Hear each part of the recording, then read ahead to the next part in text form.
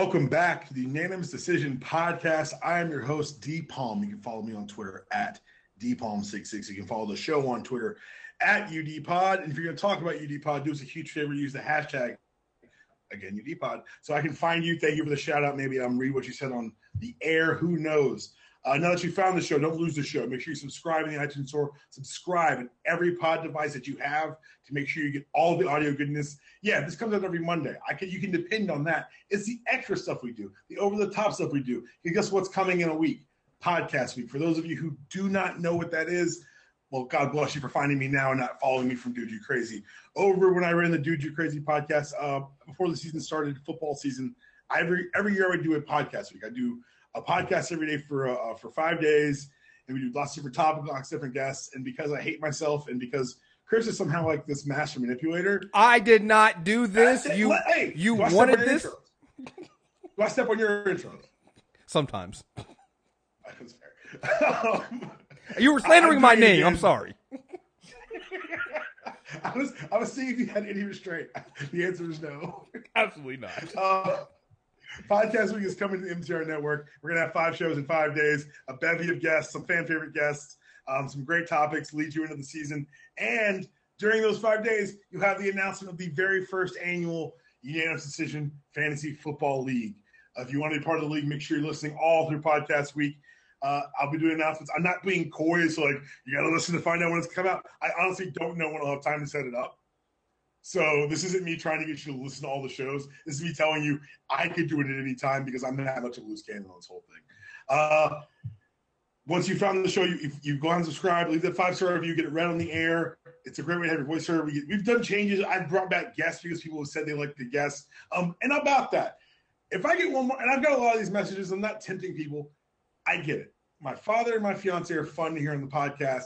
I'll be damned if y'all just try to replace me with them. That's not going to work. This is my show. You may never hear from them again. I'm glad you enjoyed the guest spots, but I need to make sure we're all here for the right reasons, and that's me selfishly. But I'm not alone today. We are brought to you by the NCAA Network, and I want to talk about another level of outreach. Of course, you guys know about the store. You know about the Amazon affiliate links. You better know about premium. You better be subscribing. But Kriss, our editor-in-chief, is here today, not just as a guest, but also as a promoter, and talk about the new thing that we're bringing to the network. What up, Kriss? Yeah, thank you, D-Palm, even after the slander. Just to let you guys know, if you want more details about this, you can go to the Insanity Check. I did one more details there, but we're going to start launching a Patreon account. It's not to get rid of the MTR Premium stuff, it's to complement it. Basically, we're going to add in extra features that we couldn't bring it into the original MTR Premium stuff. So we're going to be adding live streaming shows, maybe some of the merchandise, some exclusive shirts and things like that.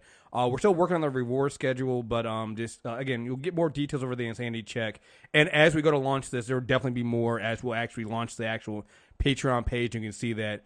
Don't cancel. If you're an MTR Premium member now, do not cancel that. What we do with the Patreon is going to be added on top of what you're already getting with Premium.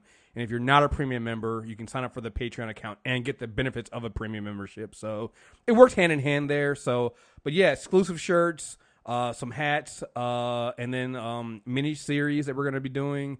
And again, the biggest thing I think is the live shows. We'll be streaming through Crowdcast, hopefully through there, hopefully starting next month with the Insanity Check and maybe some other shows as well. So that's what we got going on.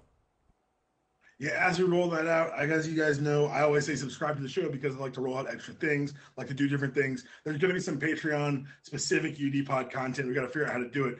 But I'm excited for this because it allows me to do silly and fun things that I think are silly and fun, but that I think you guys will enjoy too, and have a little incentive behind everyone. So, but don't worry, guys. I would not come on the show today with just Kriss. I wouldn't do that to y'all. I wouldn't put you through that. You heard Insanity Check earlier this week where I don't even know what happened, honestly. Do you see this? I have also got on the show today, the first time he's been on this show, but I got to say, I think it's the most recognizable voice in the whole MTR network. The man, the myth, the legend, Jaxx. What up, man? What's up, everybody? Thanks for having me on, D-Palm.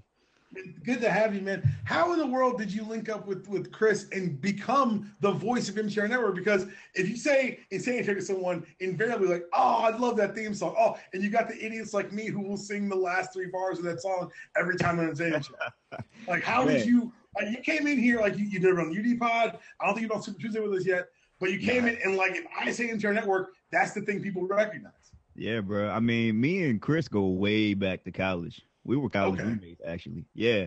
And I was the first guest on the Insanity Check podcast back when I was going as I think I was rapping under the moniker of J Titty. I'm about to say, you better remember that. That's always important. Yeah.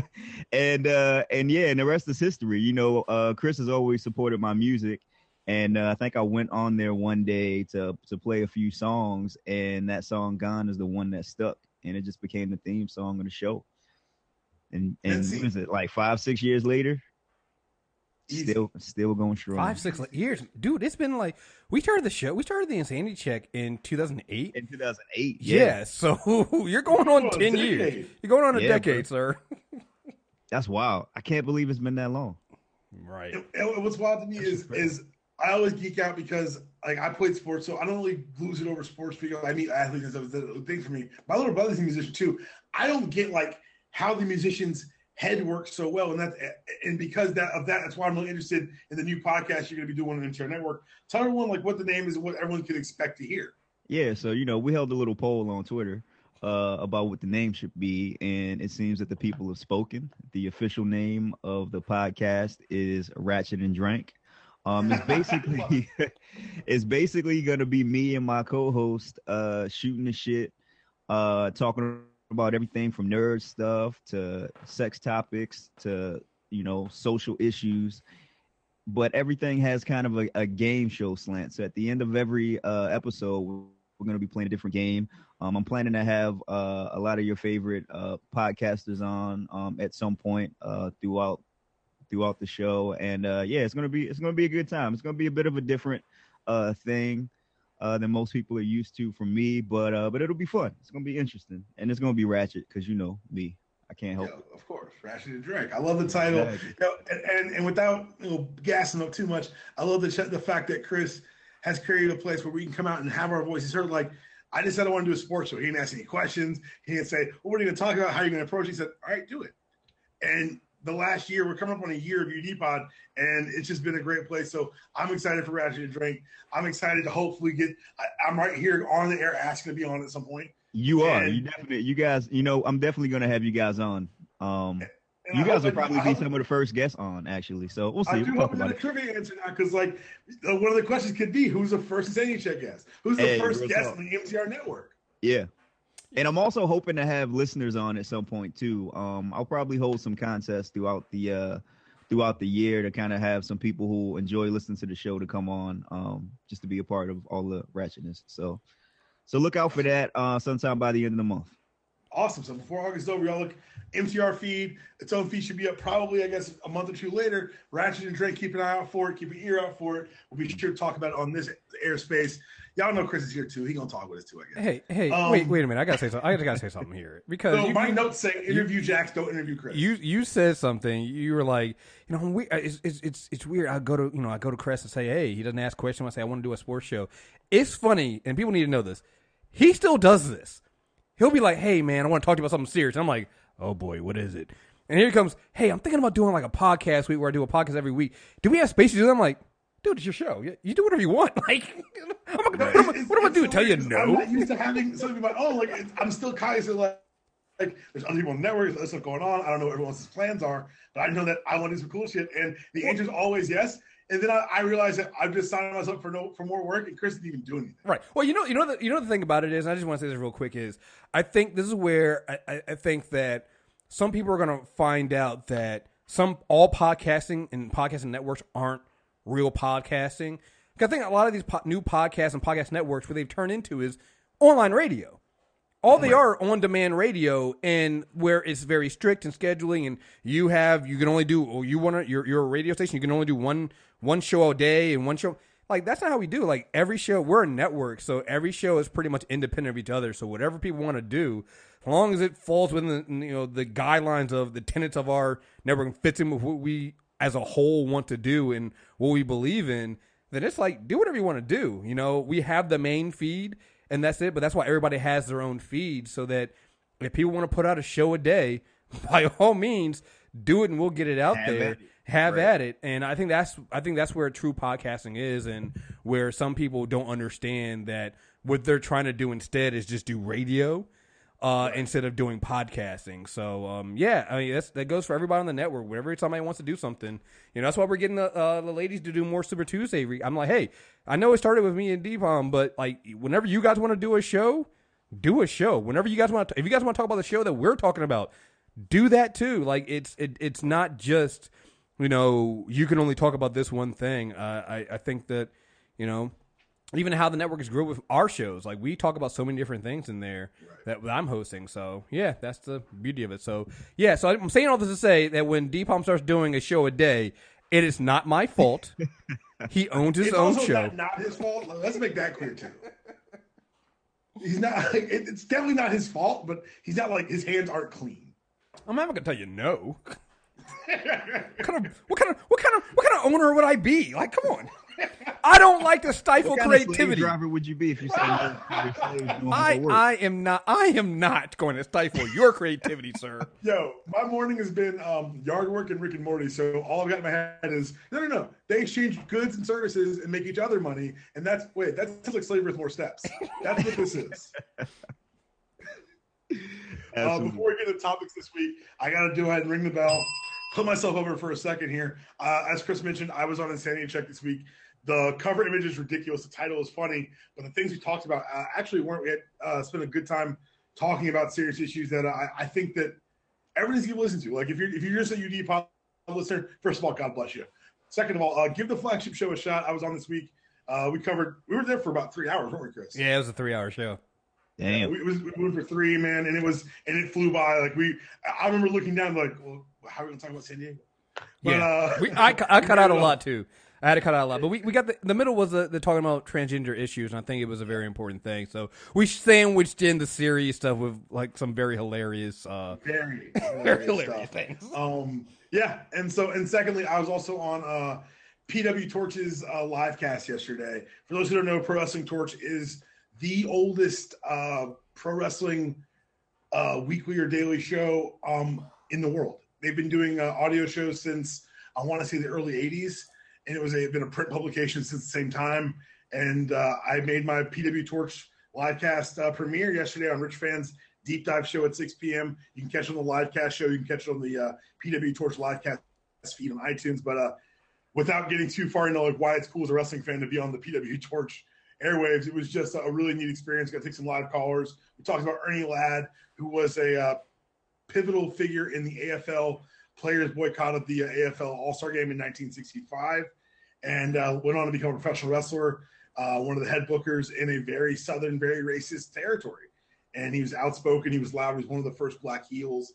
And for a 6'9", 320-pound black man to play a heel on Southern airwaves was a tightrope to walk, and he was able to do it because he was so intelligent and so well-regarded in the ring. So give those a listen. And let's get to today's topics. Let's start with some little combat sports. We talked with Rich last week about the UFC, the Jon Jones Cormier fight. I do want to talk about some of the fallout because if I'd have known he was concussed when I put the image up, I'm not saying I wouldn't have used the image. I am saying I might have paused for longer. It's been revealed that Cormier was suffering concussion when Joe Rogan put that microphone in his face when they took those pictures of him. And for all of his efforts, for all the work he put in, for the improvement he showed on his feet in that fight, you got Daniel Cormier's best, and you got the resounding reminder that it just wasn't good enough. Jon Jones put away in the third. Kriss, I want to get your quick thoughts on the fight, but also kind of the things that happened afterwards that seemed a bit weird and unseemly. Yeah, so first of all, Daniel, I think that was going to be lost in all that because he was knocked out. Daniel Cormier showed a different game plan and better striking than we've seen in a long time. Like, I have not seen Daniel Cormier stand in the middle of the ring and trade with anybody ever before. Even when he beat Anthony Johnson, it was lean against the fence, take him to the fence, beat him there, lean on something. Use his wrestling. He barely tried to use his wrestling in this fight. He stood in the middle of the ring, and to be honest, he was giving it to Jon Jones. He was. Yeah. He was giving it to him, but we also got to acknowledge that a lot of that was the Jon Jones fight IQ of I can take these hits and figure out what he's doing. Yeah. No, don't get me wrong on that. Well, yeah, because Jon Jones has this uncanny ability of looking like he's losing the striking match, but all he's really doing strategizing. Right. He's figuring out your timing to hurt you. He reminds me of Anderson Silva. Like everybody remembers Anderson Silva after he started losing. But before then, Anderson Silva was like a Terminator where he would spend the first half of the round figuring out your timing. Then he would come in and pick you fucking apart. Like I said, so shout out to Daniel Cormier for improved striking. But then same thing with Jon Jones of, again, he had one fight before then, I think. Then he went in, because he beat, he beat somebody. Was it Oven St. Preux or somebody he beat for the interim belt, but he was like, I don't even fucking want that shit. I want my belt back. But he showed he stayed calm because even though he faced a different fighter than I think he probably was expecting, he stayed calm and then he set up that head kick. He kept landing low kicks to Cormier's leg that Cormier was checking and to his body. And so what you'll see when you watch that head kick is Cormier thinks he's going to the body again, so he drops his hand to kind of block the kick going to his body. And that's when he catches him in the head. And it was he ducks away from more of the pressure. Jones had set up that left kick with all those right front kicks all night. Yeah, it was just, that's what he was doing the entire fight. And, he ended the fight, so credit to him on that one. As far as the end of the fight, listen, all right. I mean, we all have the Daniel Cormier cry face. And here's the thing. I think Daniel Cormier is a nice guy. Yep. Except when it came to Jon Jones. He was a dick.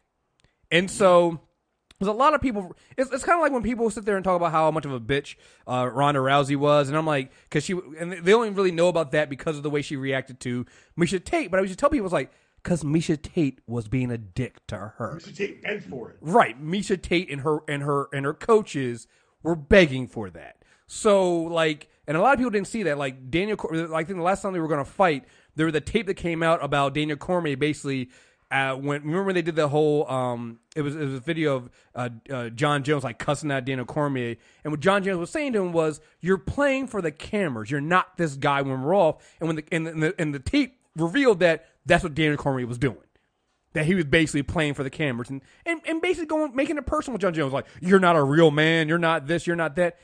Daniel Cormier, people forget, is way older than Jon Jones. Much older, yeah. So, like, dude, like, Jon Jones is and again, he did some stupid shit. He's also a young guy. So when you're sitting here as an older man, tell him you're not a real, like, calm the fuck down. That said, Joe Rogan should have known fucking better. In his defense, he like, for all the things I'm like, people making public apologies bullshit. Joe Rogan came out and gave a real ass apology. Yeah, I mean, he came out immediately after he was like, I probably shouldn't have done that. And I'm like, and then the next day it wasn't probably. I was 100% wrong. I apologize to DC's camp.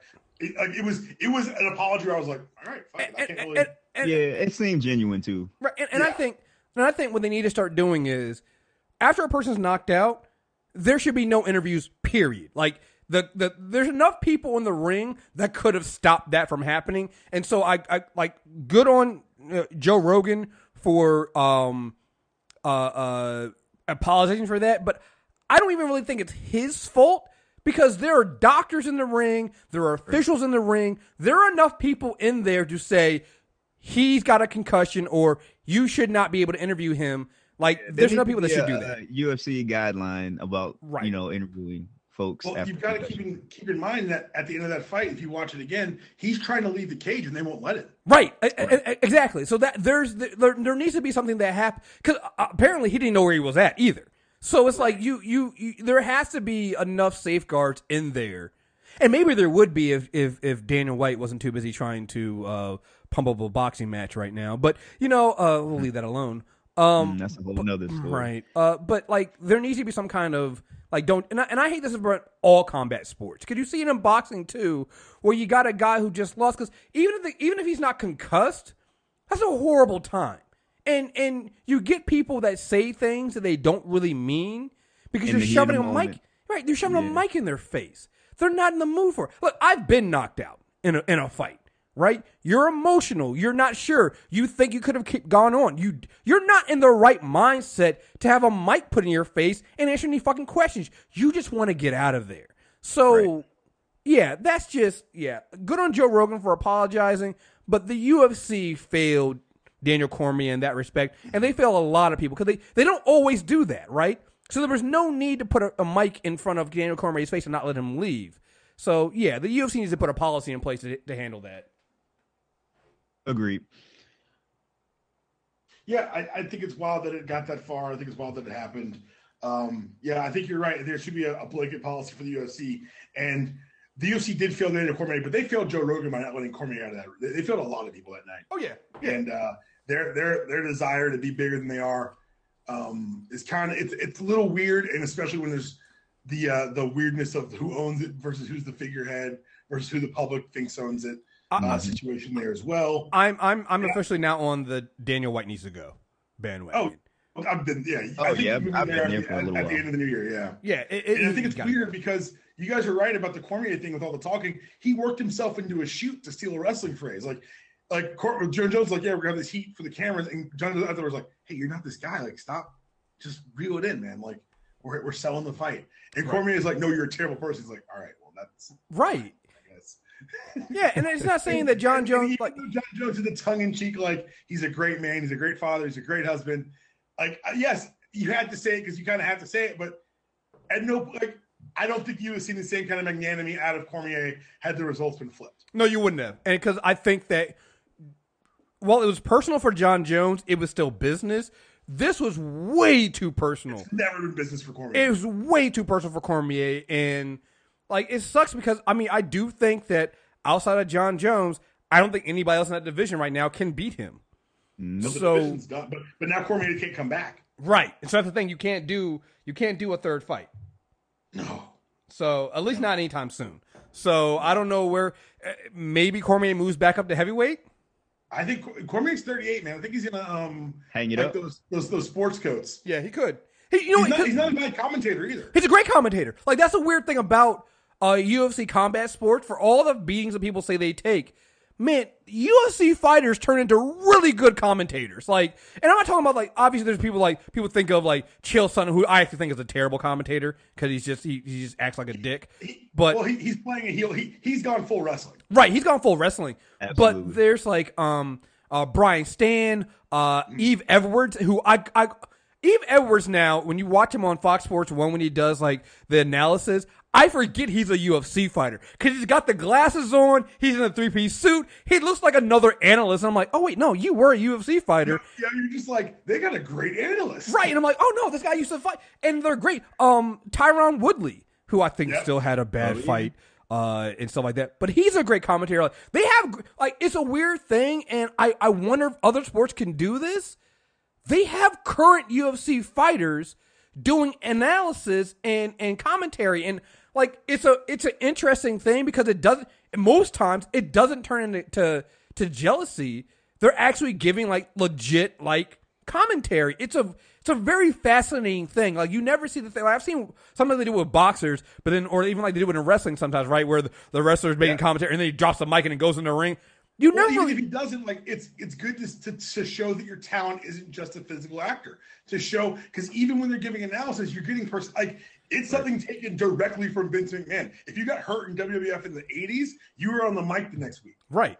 So it was a way to keep you connected with the fans, and with the gap between fights, I think it's a perfect avenue that they're not exploiting enough to make us connect with the fighters. Yeah, I'm hoping they do more of that for that. I want more UFC fighters and more professional fighters becoming judges, refs. Like, I want more of that stuff. I understand I understand the issues with that, the ref and the judging thing, because a lot of these fighters still have their own gyms or they you got to work out the biases there. But I'm like, the regular judges and refs have biases. So like, I think that I've been shocked by how good some of these I was watching it last time. Some of these commentators are. I'm like, wait, you're a current UFC fighter. Apparently, and I don't know if it's true or not, but the rumor is that they've snatched up some old WWE public relations people. Oh, really? And gave them media training. I can believe that. Which makes sense because, like, you joke about WWE, but John Cena speaks Chinese. He speaks Mandarin. Yeah. And I didn't know that. I was talking to someone someone who's a former talent, and he was like, "You do realize that if you work there, they'll give you free language training." Wow. Because they want you to be able to talk more languages. Because if you can go to Dubai and sell this network, guess what? We're going to send you to Dubai. Makes sense. And the first time I realized with John Cena is they did the expansion into China, and he cut the entire press conference in Mandarin. I was like, wait a second. This big, scary, funny, talented motherfucker can speak Mandarin? Okay. All right. So before we get out of UFC, I do want to talk about the match that was broached at the end of the fight. Jaxx, Jones Lesnar, would you watch, and how would you expect it to go? I'd watch it. But I'm still gonna take Jones. I don't even think this. I think I'm gonna take Jones. Okay. See, I'm of the mind that this is kind of Dana White's answer to. I think he's realized what Kriss and I have talked about, that this Mayweather-McGregor thing is, one, taking away his biggest draw right now, and two, making money for people not named the UFC. Right. So I think that this is his push to try to create his own super fight. Kriss, do you see this fight actually happening? No. And if so, who do you see? I don't see it happening, though. No, and Lesnar. No, and Lesnar. All right, because I mean, again, if you're a fighter, then you ask for things like this, because fuck it, if they're gonna make Bisping fucking GSP, why the fuck not, right? Because that's a stupid ass fucking fight to begin with. That's two UFC fighters. But Lesnar, first of all, I like Jon Jones. Lesnar is a goddamn monster. Don't forget, like, peak Lesnar's terrifying. He's fucking terrible. He's like 265, isn't he?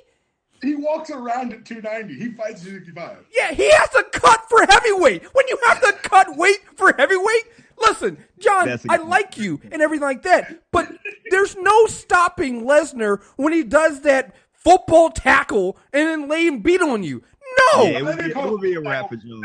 That's a multiple-time national champion. That's a double A. And look, here's the thing. I want to see Jones make a run at heavyweight, but not against Lesnar, because that is just start with Lesnar. It can't start with Lesnar. No, I mean, yeah, he'd have to work his way to Lesnar. Well, here's the next fight. I don't want to see Lesnar in the UFC again anyway, because I don't think he's got enough to make a run again for the championship, because his striking's not there. So it becomes like a featured bout. Right, but when you put him against Jon Jones, I like him against Jon Jones because of that matchup and style and the size difference. And it's a huge. It's a huge. John said 40 after the fight. I was like, what kind of scale are you using, bro? Like, dude, 40 to the what power? Because I gotta, I don't think, did Shane Carwin fight Lesnar? I can't remember, but I have a signed a UFC glove from Shane Carwin, who was a heavyweight too.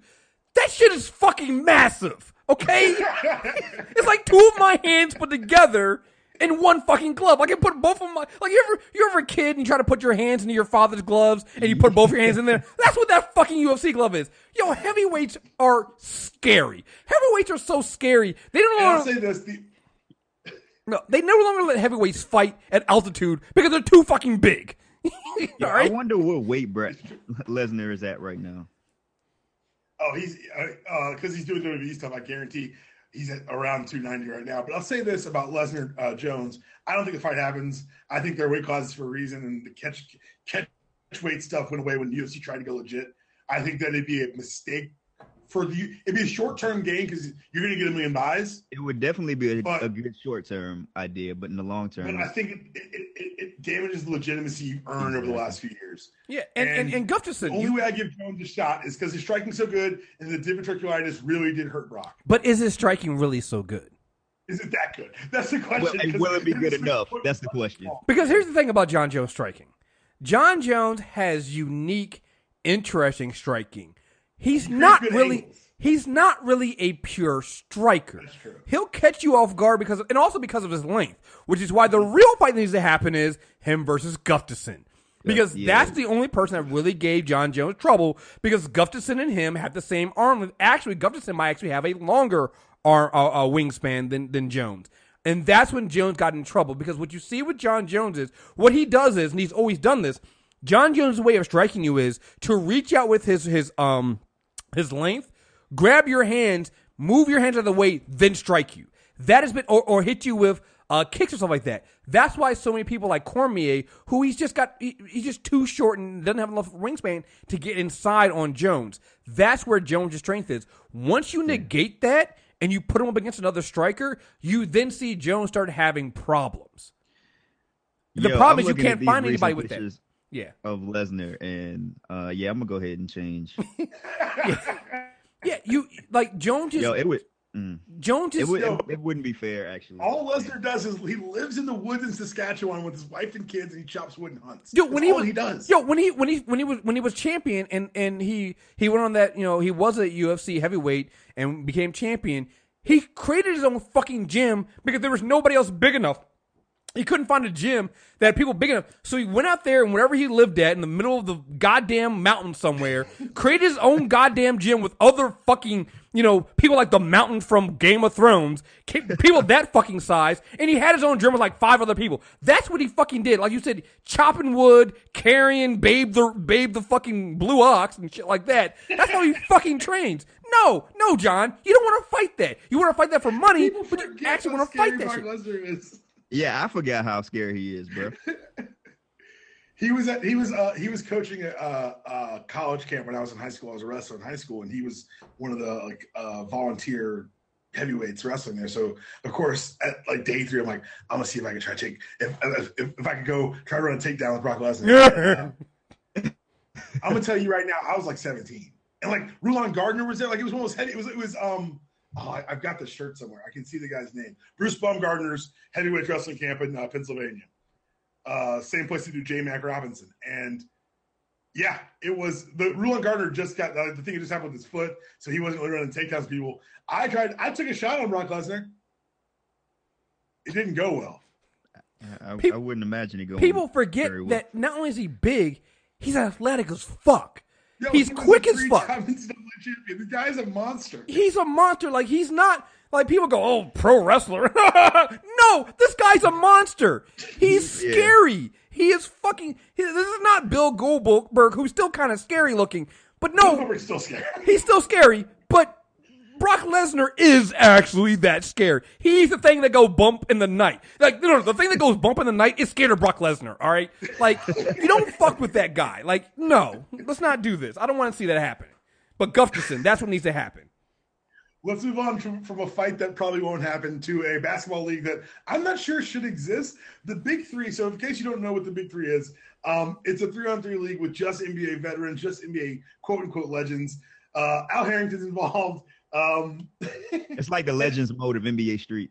It really is, but except there's a lot more injuries and some players just don't show up. So there's a game in Dallas and Allen Iverson didn't show up because he's Allen Iverson and he's pictured gambling and drinking at some off-break casino without getting into the, hey, if you're gambling and drinking in a town that's not known for gambling and drinking, and you're gambling and drinking in a place that doesn't have a hotel attached, maybe you have a problem. We're going to avoid that for a second. I mean, look, Allen Iverson had problems just showing up to practice when he was actually supposed to show up to practice when he was playing. Like, you're right, but the thing is, with the Big Three, he's the biggest draw. People are coming in this game to see him.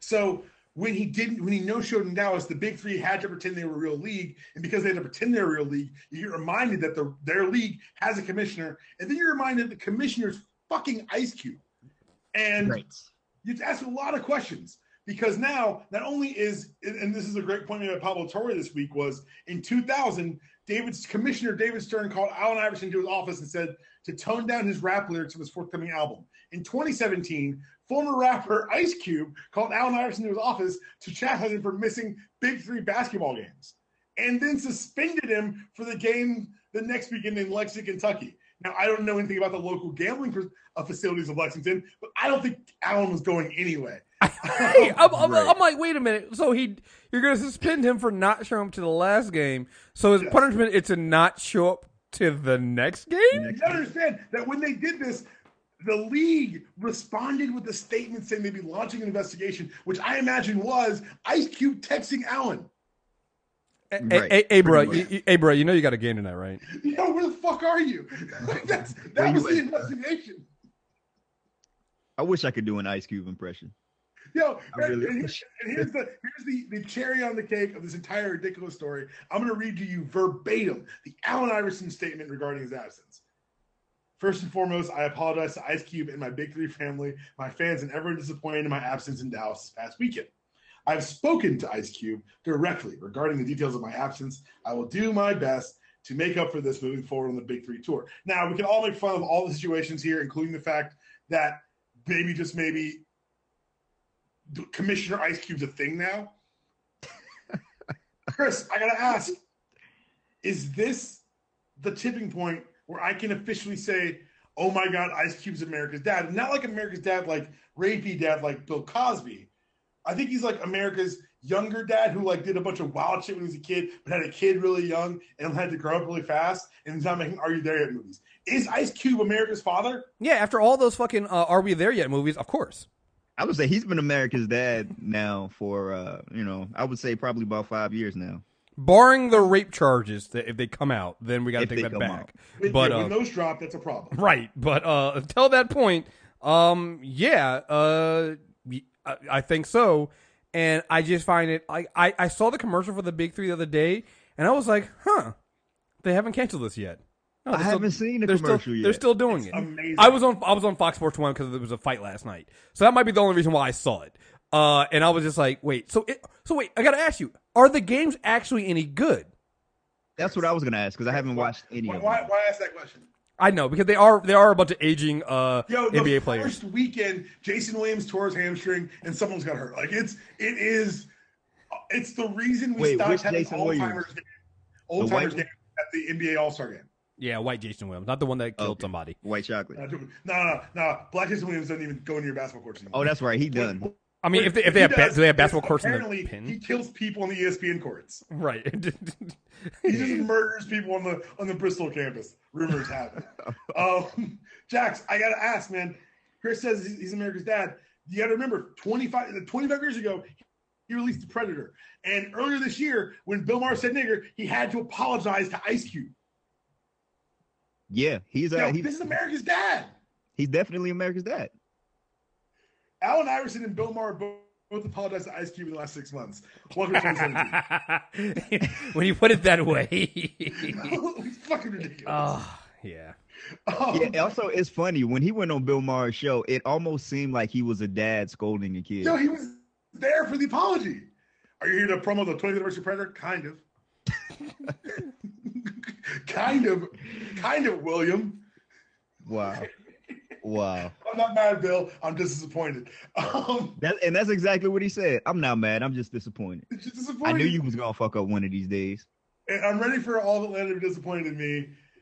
Because Beyonce, because of course, NBA teams are the most expensive thing in the world now. If you remember, the Clippers sold about 3 years ago for over $2 billion. The Rockets were purchased in 1993 by Leslie Alexander for $85 million, and the Rockets are now worth $1.65 billion, estimated by Forbes. The asking price is going to be north of $2 billion, and it looks like Miss Beyonce Carter Knowles, because that's how it rolls, has decided that maybe, just maybe, she wants to own a stake in these Rockets.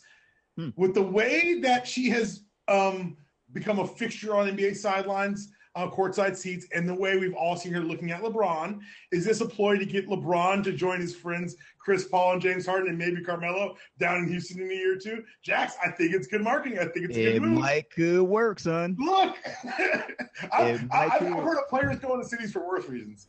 I mean, I can see it happening. Now, is she's trying to buy a majority stake? A stake. And I say that because obviously no details are out. And I think it's interesting that she's buying a stake. Hopefully it's bigger than Jay's piece of the Nets was. But it gets the Carter Knowles family back in the NBA front office business. Because Jay had to sell his piece of the Nets to open up the Rockefeller agency. Oh, that's right. And so this puts them back in. And because she'd be an owner and he wouldn't, it would allow them. It's one of those like, oh, wait, Jeff Fisher's agent's kid is in the front office of the Rams, and that's why he hasn't gotten fired yet? What? It's one of those situations where you start like looking at actually following the money and realizing that Mel Kiper's agent was also Jimmy Clausen's agent, and that's why he got hyped for entire offseason. Yeah, I love like little things like that that people don't know just saying them. It's amazing. Kriss, would this convince you to cheer for the Rockets? No, I don't cheer for professional teams anymore, but I would here's the thing. I like this because I want to see more people like Beyonce and that have the money, and they always say, "Well, you guys don't do anything with your money." I like seeing them do this, like take over the things and do the things that I know sometimes this is a bad thing, but some do the things that white people do. Yeah, buy a stake in a team and start. You can start controlling things. So I think that's a good idea.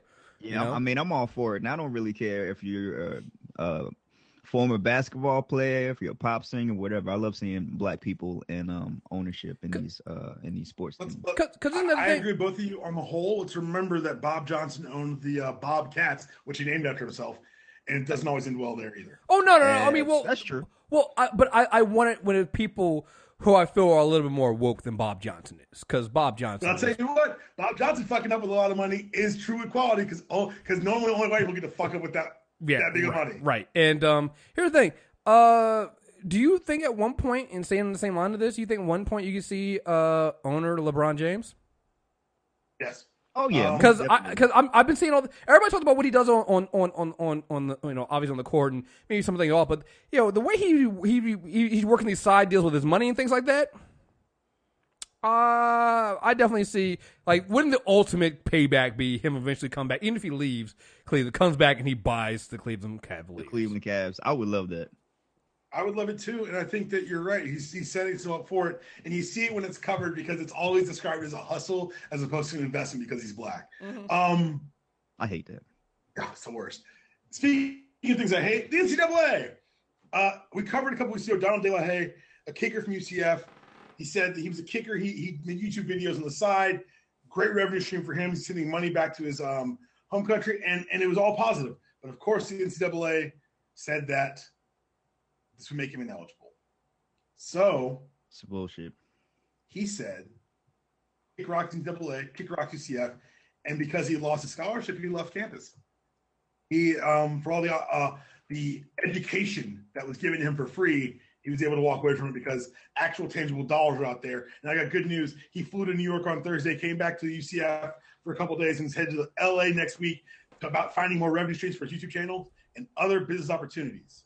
Good for him. Good for him. Hell yeah. I saw that. I got pissed. I'm like, so he's got to do all this stuff, but you're making millions and millions off of these kids. And how much? He's not. I'm gonna go on the limb and say here, he's not like pulling a huge amount of money off of his YouTube channel either. And so the rule is, and let's just, I don't recap anyone who doesn't know the story. School officials asked for an NCAA waiver when De La Haye's behalf in June. So UCF tried to get in front of this because his popular YouTube channel featuring snippets of his life as a college football player began generating ad revenue.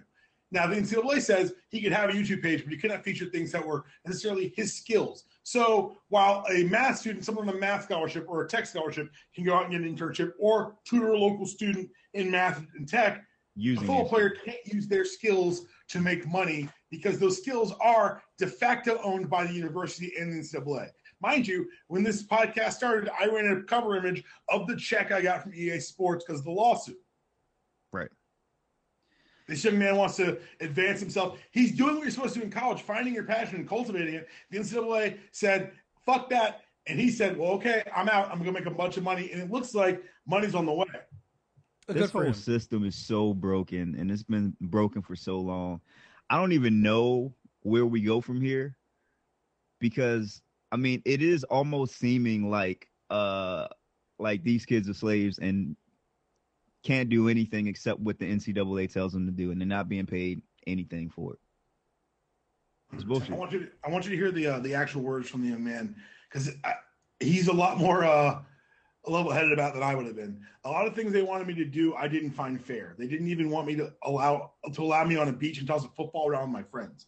I could not mention anything football-related at all. I felt that was a little too extreme and couldn't agree to it since my channel was based on football. I even asked them if I could still upload football content on my channel, but make that content unmonetized. And they said, no, you have to delete all your football-related videos. Oh, fuck that. Fuck you. Fuck you. No, that is fucking absurd. That is goddamn absurd. He can't throw a football around with his friends with anything football-related. He's not a quarterback. He's a kicker. He's not kicking shit. He's a fucking kicker. Like, what the fuck? Like, this kind of shit right here. And then they'll give millions and millions of dollars to their coaches and things like, fuck you. Go fuck yourself. That is fucking. He's probably making And I know, because, you've seen the articles about how YouTube revenue was down for a lot of people because the way YouTube changed the revenue stream. Yeah, they changed so it's not even like he's making bank off of this. He's probably making, like, literally pennies off of that. He's making pocket money. Come the fuck on. Like, I do want to say this. I haven't watched it yet, but I'll be putting in the show notes. He put a new video up. Oh, did he? And he did a This Is Sports Center themed commercial blasting NCAA. Good for you. He plays an executive who tries to shut down a college athlete after finding out they're making money, and the NCAA isn't getting on the profits. And I'm pretty excited about it. It ends with This Is the NCAA as opposed to This Is Sports Center. So I'm gonna play it I'm gonna watch it after the show, and I'm excited to share with you guys. Check the show notes for that link. Let's go at State of NCAA and go to my favorite story of the summer, the Summer of Hugh Freeze. It rolls on. It continues. The cold summer rolls through Oxford. What is the latest on that, son? If you're living under a rock or don't know what's going on, first of all, weird. Second of all, Hugh Freeze, the oft Bible quoting coach of Ole Miss football, was caught in. I can't even do a short version of the story. So Hugh Freeze got his job because he badmouthed the guy before him, and then the school and he badmouthed the guy before him because the NCAA was looking at penalties. They said it was the guy before him's fault. They said it was Houston Nutt's fault. Houston Nutt said, "Hey man, keep a name out your mouth." The investigation continued. NCAA said of the 15 violations, 13 are actually not involved with Houston Nutt. Houston Nutt said, "Hey man, since I'm trying to get a job, could you guys apologize for slandering me with your lies?" Now the investigation continued. Hugh Freeze and Ole Miss said no. Houston Nutt filed a lawsuit, and within 1 week of filing the lawsuit, during discovery, they went through Hugh Freeze's phone records and found him calling an escort service in Tampa, which he claimed was a misdial, but it was also described by the Ole Miss officials as a pattern of behavior. Like, it's funnier every time you like lay out the whole thing. You're like, wait. If you guys had just apologized to Houston Nutt, this wouldn't have happened. If you'd have just told him, "Hey, bro, we're sorry about slandering you," this wouldn't have happened. Pretty much. Well, the quest to uncover what the moral turpitude of these infractions were continues now, because once you pull a string like this, FOIA requests are coming, and some of them are being revealed. Well, there's a problem with part of it.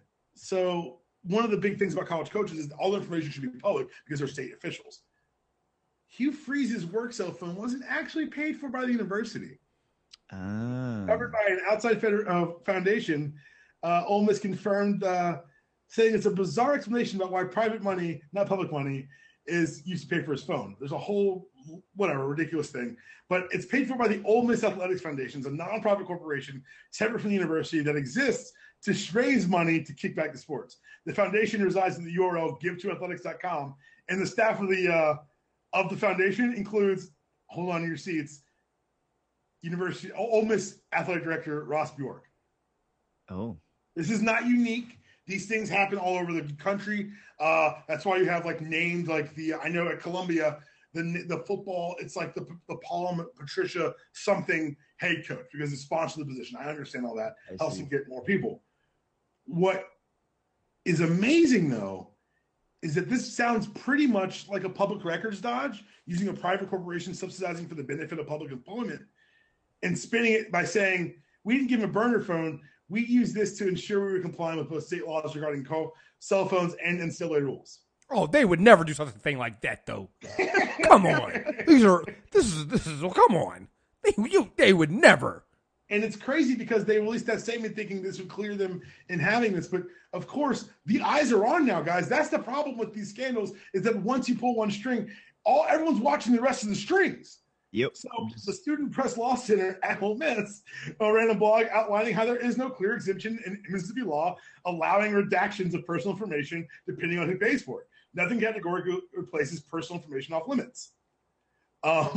This is going to get worse before it gets better. Oh, yeah. I mean, we're about to see a house of cards crumble right now. And I for one can't wait for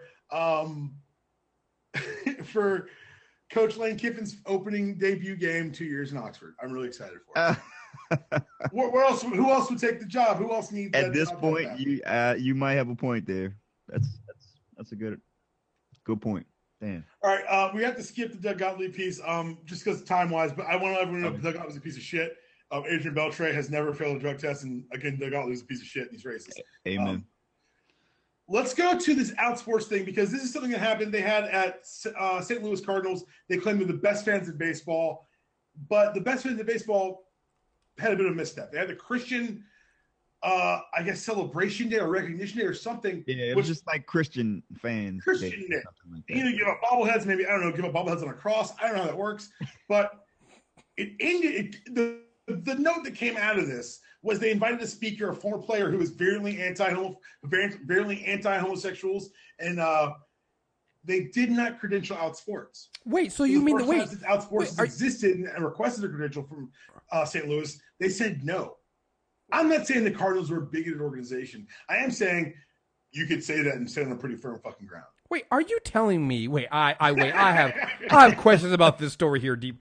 Are you trying to tell me that a Christian organization and a Christian event invited a bigoted, a homophobic person to speak? I find that hard to believe, and I find that to be slanderous. Surprising. Yeah, Hashtag not all Christians. I am shocked right now. I need to see the evidence on this one. I need to see the facts and evidence on this one. I'm not buying this one. Okay, so I read the article on Outsports, and the headline is St. Louis Cardinals denied Outsports a credential for Christian Day, so we bought a ticket. Because it's baseball and your games don't sell out. Anyway, for a sport that says they want to open the tent and bring more fans in and do all these fan favorite things, having Christian Day at the ballpark, not credentialing Outsports, and then having Lance Berkman, Matt Carpenter, and Trevor Rosenthal up there for Christian Day, and the word God was never mentioned. The word Christian, Mike Carpenter never said, the opening lead of the story is Matt Carpenter never said God, Trevor Rosenthal never said the word Christian, neither Carpenter nor Rosenthal said the word Jesus. To be fair to them, neither God nor Jesus are watching baseball either, so why would you mention anybody watching? They check the scores the next day. Right. Look, let me just say, I just gotta say this.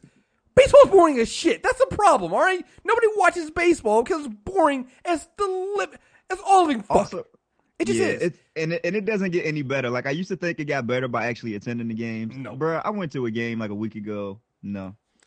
The reason why you attend the baseball games are better when you attend them because you're drinking. But then you realize that you're outside. But then you look at then you look at what you spent the next day and you're like, damn it, I could have just stayed home. And they're the same thing. But if you stay home, you're not going to watch baseball. That's the catch-22 right there. It's just like nobody watches baseball because it's boring. I mean, I was going to say that nobody wanted to watch the baseball because usually you end with low-scoring games and nobody cares about single-digit games and sports like that. But people watch soccer or football, as they call it, because at least the players are running. They're doing something. There's some kind of action going on. Most time when you're watching a baseball game, nothing's actually happening. Yeah. I'm going to read more from that sports article because the whole thing's ridiculous. Because honestly, when you read the details, you had nothing to lose by credentialing them. Mike Matheny, the manager of the Cardinals, said that his players talked to him ahead of Christian Day for them to share something that isn't politically correct anymore, something that isn't publicly acceptable for them to stand up there and share. It takes a great amount of courage. Mind you, the Cardinals denied a credential to an LGBT publication, but Mike Matheny is claiming that Christians are an afflicted minority. And including the addition of the speakers who I spoke about, the Sunday speakers included Cardinals pitchers Zach Duke and Adam Wainwright, former Cardinal player Lance Berkman, and Cardinals announcer Rick Horton. Of the announced 40,000 in attendance, around 1,500 stayed for the Christian Day ceremony after the game. None of the 7 speakers mentioned the word lesbian, gay, bisexual, or transgender. Some people were asking now, wait, then why does Outsports care? Why did they even ask for credential? The interest in the event stemmed from Berkman campaigning against LGBT rights 2 years ago. In a 2015 campaign ad, Berkman referred to transgender people as troubled men who claim to be women. The ad helped defeat Houston Prop 1, a public referendum that was working to prevent discrimination in Houston. He helped fight it. After it was defeated in November, Berkman told NBC Sports that he regretted using the term troubled men and said it was language given to him by the people behind the ad. But in the same interview, he said, we shouldn't have the rights of 2% of the population, trump the rights of the other 98%. Is that a mental choice? I don't know, but it's a Pandora's box. So he, if you're playing a bigot bingo at home, he checked off it's a choice. He checked off slippery slope. He checked off moral decay, and he checked off regrets the language used. So you may have bingo at home. So if you're playing. Wow. Yeah, it's all bad. Like it's ridiculous. The Cardinals said they released in June. They announced today. They said we're welcoming him back to discuss his fate. Wow. And they decided to hold a Pride Night in August, possibly to dampen the controversy.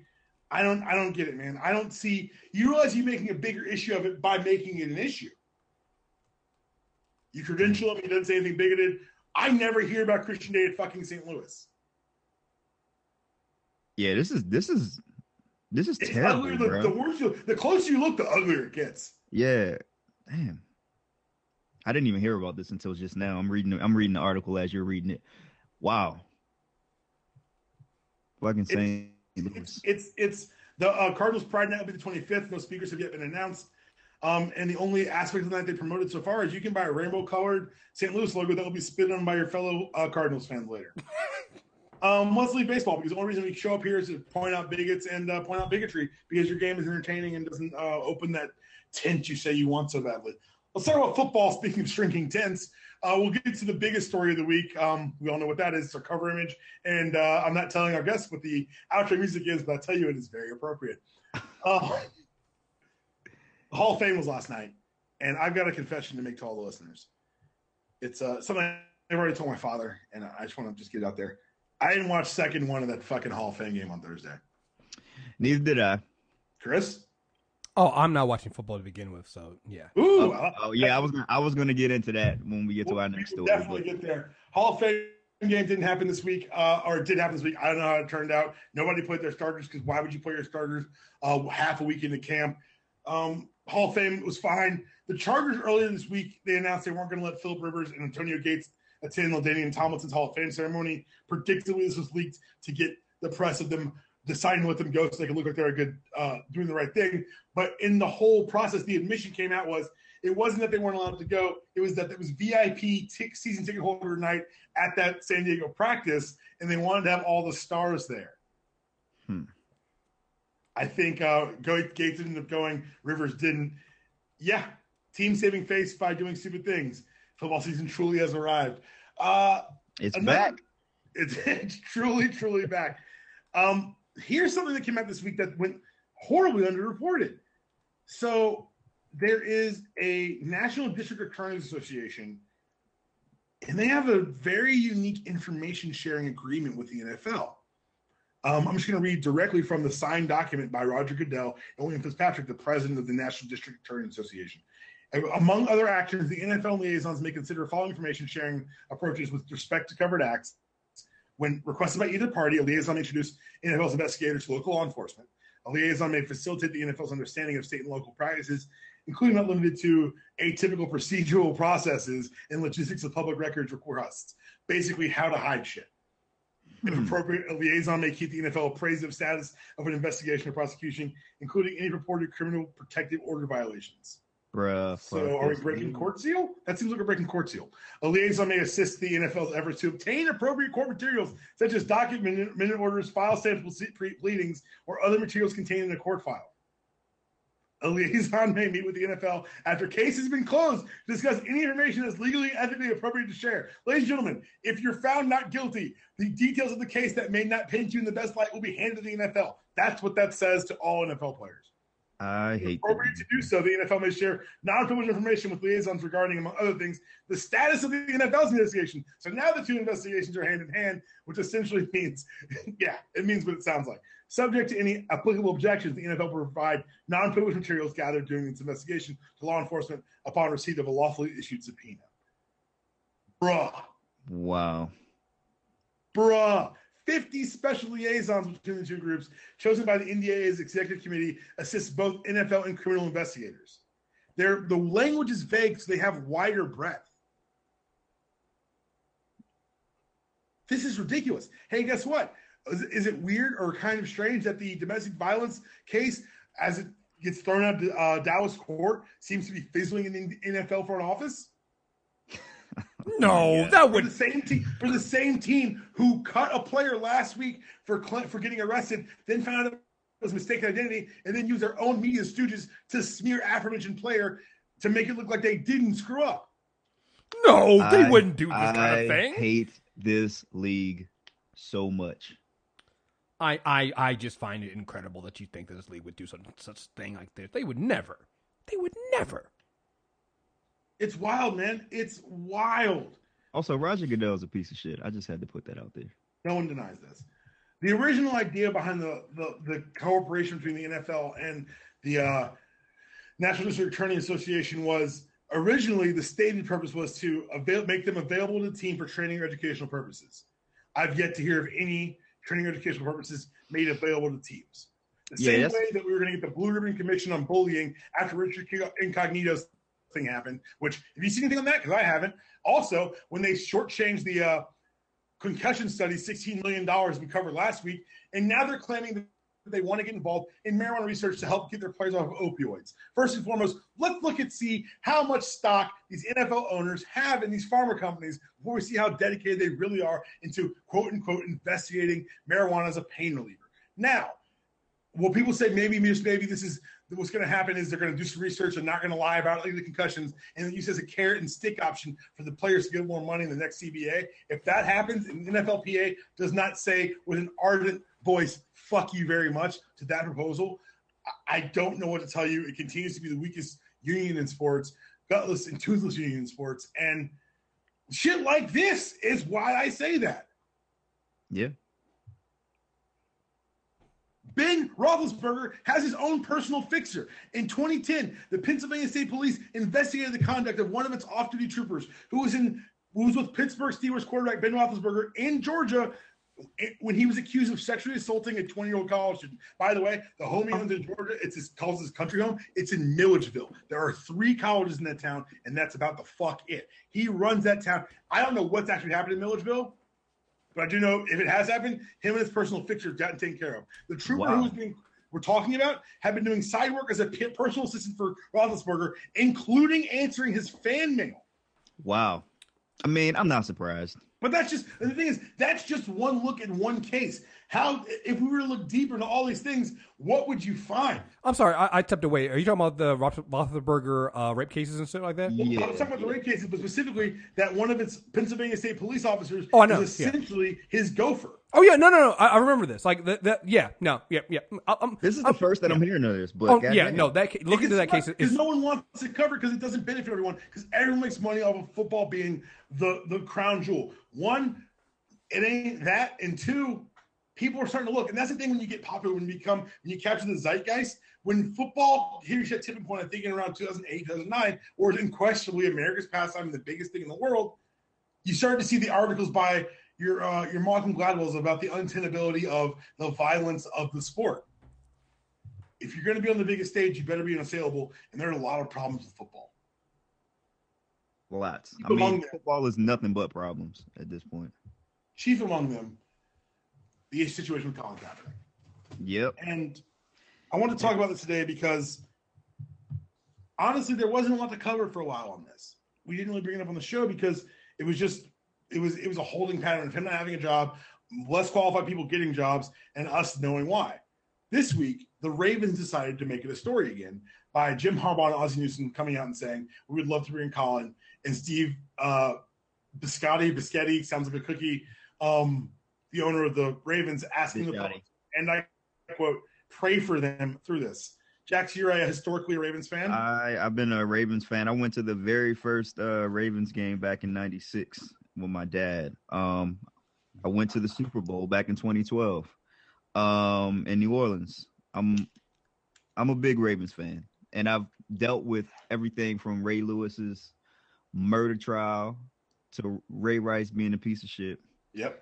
And I think this is probably the tipping point for me to kind of step back from football for a bit and do something else with my time. I've been so frustrated with this Colin Kaepernick thing since last year, and I feel like the press conference that the Ravens held was I don't know. I was offended by it, man.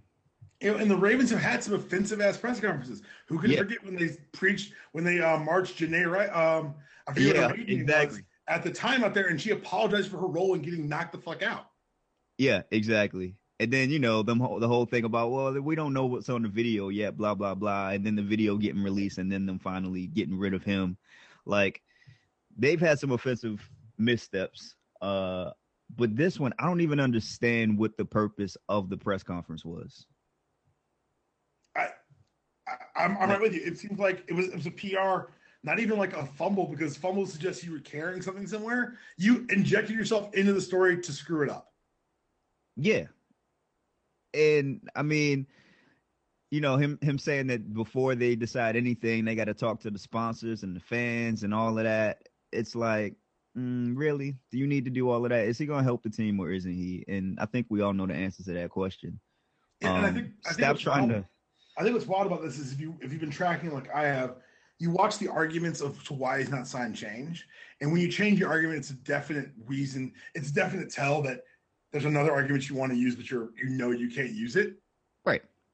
And it went from, hey, this guy can't play football. He's not that bad. He's not good. Look at the numbers. Look at the stats. Meanwhile, you had people like Cian Fahey. You've had Steve White on here who played in the NFL, who breaks down film for a living. He had him on these UD Pod airwaves and on any other waves you'd have him telling you, no, we broke up the film. This guy's great. Doug Farrar, Bleacher Report. Anyone who is a trusted and wants to put their name on film study has come out and said this guy's a great football player and deserves to be in this football league. Anyone who's anonymous, like GM say, we wouldn't sign him, he's terrible, or he's fallen off. Those are the ones who don't want to put their names on. Now, we've established you can play football because the Ravens told you. You're talking about probably the best GM in football and a top-tier coach. Yep. Who know this guy as a player and as a man. They've taken the time to get to know him this offseason. Mm-hmm. That's something that's come out during this too. They both said, bring him in. What the hell are we doing? Bring him here. Right. But the owner says, I'm worried about the backlash. Ray Lewis? I ain't worried about no backlash. Yo, Ray Lewis. Backlash. I'm going to talk about. Don't you worry. I'm going to talk about Ray. Okay. But this is backlash. The code that's been broken here, and that the only thing I'll tip my cap to whoever the Steve Cookie, the owner of the Ravens, is that he took away the cover of we can't do this for football reasons. Right. Because what was spoken, they said they said he'd fit.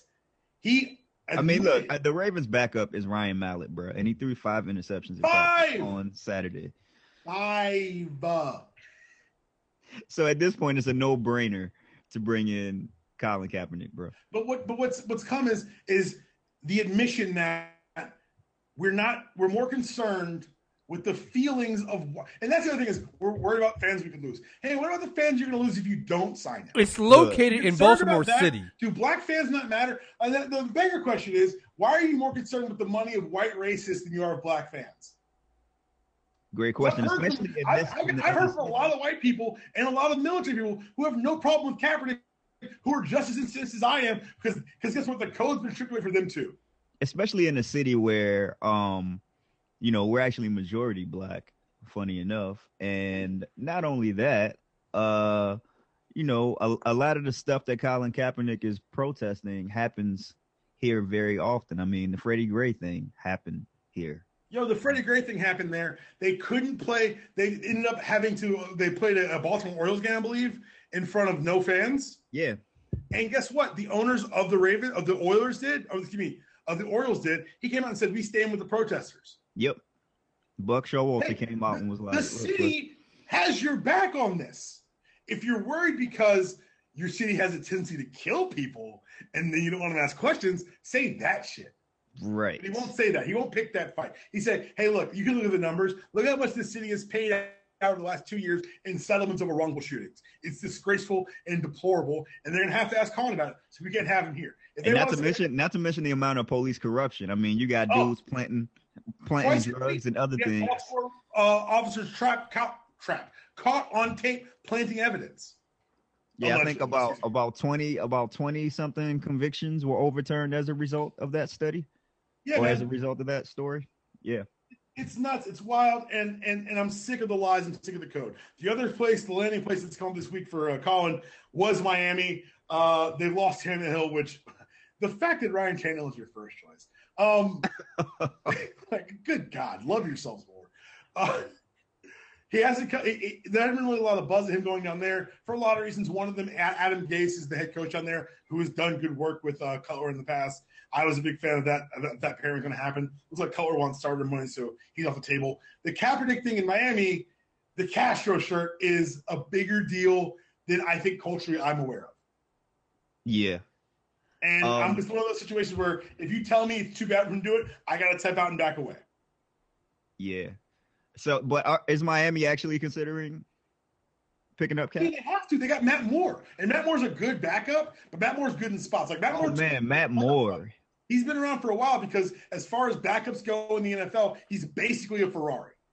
Yeah. Everywhere he's been dependable. Every time he's asked to step in, he hasn't blown games, which is what you want in a backup. However, if I were Miami from a football perspective, Matt Moore's ceiling is don't screw it up. Colin's ceiling is Super Bowl. Absolutely. I don't know Colin's floor right now because honestly, you got to learn them. Because Moore's going to have a leg up on him in knowing the system, knowing personnel, knowing the reads. He knows the offense better than Kaepernick will. I'm not going to deny that. Right. But I also know the best of Matt Moore is a competent NFL starter, which is, by the way, better than some teams can say in this league. Yeah, exactly. But I think Cap's ceiling is higher. Yeah. If they don't sign Cap to back up Matt Moore, I can't be mad. Right. If only because you're going with a known quantity that literally took you to the playoffs last year. Right. In Baltimore, you got to say, hey, Ryan Mallett, he's a known quantity, and the known quantity stinks.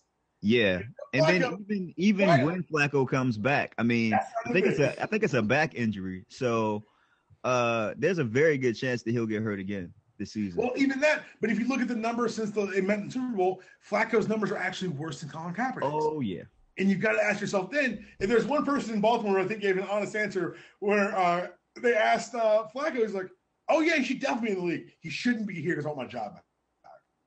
Right. I was like, there's an answer. That's a respectable, honest answer that I can get behind. Hey, man, this guy might take my fucking job. Right. And, there's a part of me that wonders if the Ravens ownership is worried about that, too, because they've sunk a lot of money into Flacco's contract after the Super Bowl. And I do wonder if that's in the back of their minds, too. Like, do they really want to bring someone in that's going to. The only reason I'd say it's not in their minds is because. If that was the pervading, overwhelming, if that was the holdup that they weren't saying, they wouldn't hide behind the fans like cowards. Yeah. They would find another way to say, we've invested enough money in the quarterback position. We don't want to go too far. They'd find a way of doing it.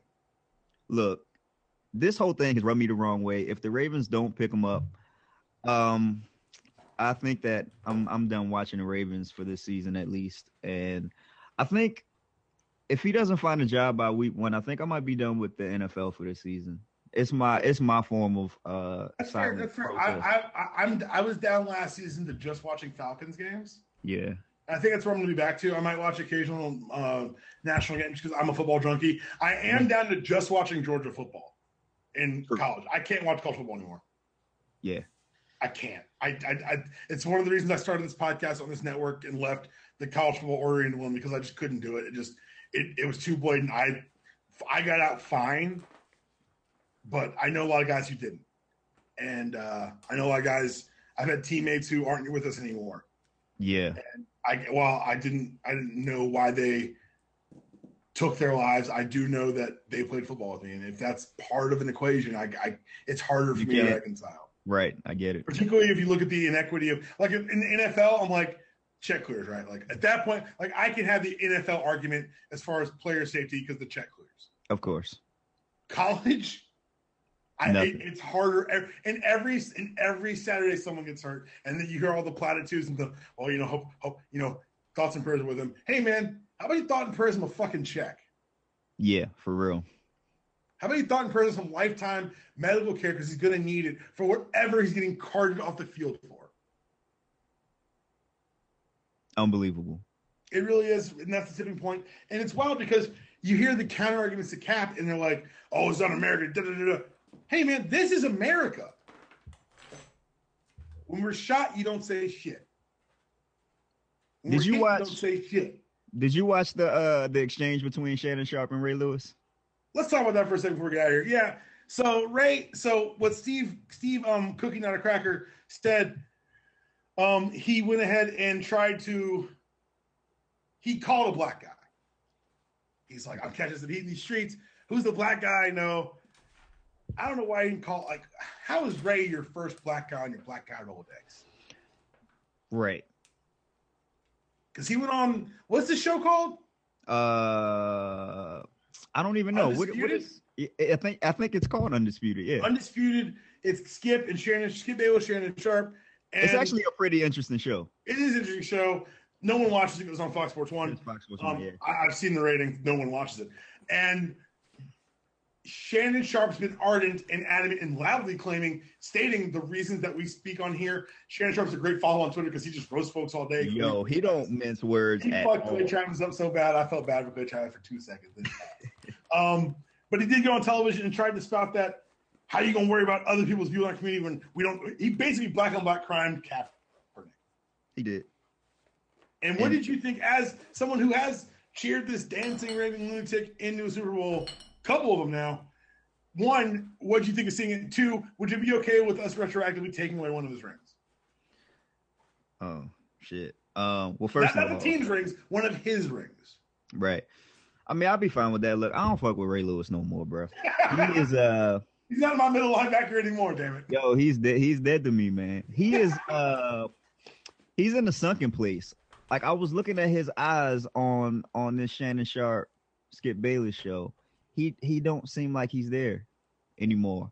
I don't know why he's playing this respectability politics game, and he doesn't even have to. Like, he doesn't even really have a check dependent on any of this stuff, and he's just saying everything he actually believes it. Wanted to see. He actually believes it. He's been very unclear about this. Is he employed by the Ravens? And that's a good question. I feel like he's probably employed from a consulting standpoint. So maybe his check does depend on that. Here's the thing, though. Point. Here's the thing. He's always been this way, though. Remember, yeah, Ray did especially ever since he retired. Well, yeah, the year of the lockout. You're gonna see all this crime. Oh yeah, you're right. You're right. Those guys are crazy. People off the streets. These niggas are crazy. Right, but there was the when the Baltimore resistance happened. I hate calling it a riot. The uprising happened. Ray Lewis did that whole shit. He's been this way, but also you got to remember, and I hate to bring something up from the insanity check. He's also heavily religious. Right. That is his other thing that he puts into a lot of really why I stopped. Right, and that's where his perspective comes from, and that's where he's getting all the respectability politics from. It's all from there. Because I went back to see just how much Ray reacted to Ray Rice knocking out his girlfriend, and Ray Lewis struck a different tone once the video came out. But even then, it was still way less than what he's doing now. Yeah. I'm sorry, Ray Lewis, he's just a piece of shit. Yep, agreed. And you know what I loved? I think at some point during the exchange, it might have even been right before Ray Lewis got on there, Shannon Sharp even brought up Ray Lewis's murder trial. And, basically brought up the fact that, did they talk to the sponsors and the fans and all of that stuff about whether or not they wanted to bring you back when you was going through all of that? So why is it a thing now all of a sudden with Colin Kaepernick, but it wasn't a thing back when Ray Rice was doing his thing, or back when y'all brought Dante Stallworth after he killed somebody after having a DUI? Like, none of this stuff was brought up before. Like, Shannon Sharp was laying it out there for Ray, and he ain't had nothing. The thing is, this rhetoric, when it runs against facts or like data, it falls apart. Well, the owners are worried about their pockets. The number 5, I believe, selling jersey last year was Colin Kaepernick. Exactly. No one saw drop off. It'll be distracting for his teammates. His teammates in San Francisco voted him the most courageous, inspiring teammate. What the fuck are you talking about? It'll be a distraction. These are grown-ass men who have children, lives, and families. People died during the season. I played a football game the week after one of my friends committed suicide in college. Wow. A distraction of a fucking interview? Fuck you for infantilizing football players. These are grown-ass men. Yep. They can't handle people asking another dude in the room a question. Fuck you. They're all lies, all disingenuous. Someone says to you, Colin Kaepernick doesn't deserve a job. Hey, man, stop being jealous, stop hating, stop being mad this man's great, and decide to not just take what you gave him and be quiet about it. Right. You disagree with Colin Kaepernick. So you're of the stance that killing of unarmed black people by the state is okay. And that's what I want you to do. When people in your life say these things, because they're trying to say it all flippantly and they don't want to give any thought, challenge them on it. Put it in. What about what he says you disagree with? Right. What do you find more offensive? Not standing for a flag or people being killed with no recourse? And that's the thing. Nobody even addresses what he is. Oh, no, they'll address it because they'll invariably tell them themselves because they think they're speaking on the word in the realm of football, but then they realize that they've said some shit that they can't take back. Mm-hmm. You know, there's one more thing I wanted to bring up too about this is, it's strange to me that players from the Ravens like Terrell Suggs and Ladarius Webb have come out and said that, yo, we want Colin Kaepernick on the team, and the management are still being fucktards about this. Yo, that's the quietly sneaky thing about this whole thing is you're gonna make him into a martyr. Yeah. Richard Sherman's out here in interviews listing quarterbacks that are worse than Colin Kaepernick that have jobs. Yeah. More and more players are going to get louder about it. As we get closer to the season, think about it this way. Was Colin Kaepernick the only player who didn't kneel during the national anthem, who kneeled in the national anthem last year? Absolutely not. The entire Seahawks team did it 1 week. Right. Now, is the only one being blackballed Colin Kaepernick? Yes. Why? Because they're making an example of him. And the players see it too. Yep. This is my second call on this call for the NFLPA to be ready and waiting to do something about it to protect their members. I don't think they will. That's why I hope that the players individually continue to – I don't want to hear any more about it. The players want to talk about it. They need to talk about it. This is that bullshit. And they know that it could be them next. Yep. Kriss, man, before we get out here, tell everyone where to find you and find everything you do. Sorry, no. My mute button went under. Before we do that, I just want to also say why I'm not watching the NFL this year. And it's related to the Colin Kaepernick thing, but it's not really what people think. So a lot of people are not going to watch it because they're like, "Oh, Colin Kaepernick, you're not going to, you're going to." It's about him. It's not really about him. Like, it's about the fact that he's the line. Like that, you drew the line at Colin Kaepernick.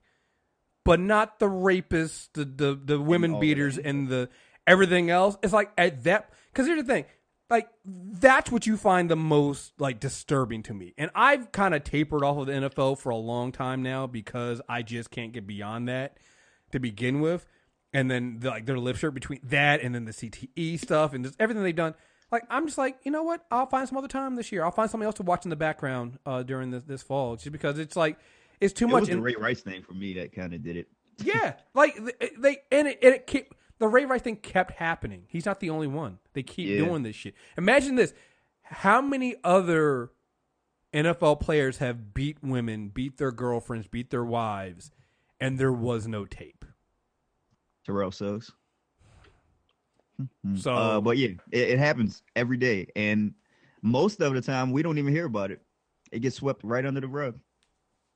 The police are involved. Like you said, the really go back and read. I used to kind of joke about it, but like the thing with Ben Roethlisberger, he literally got a rape charge 3 years in a row. Yep. Right.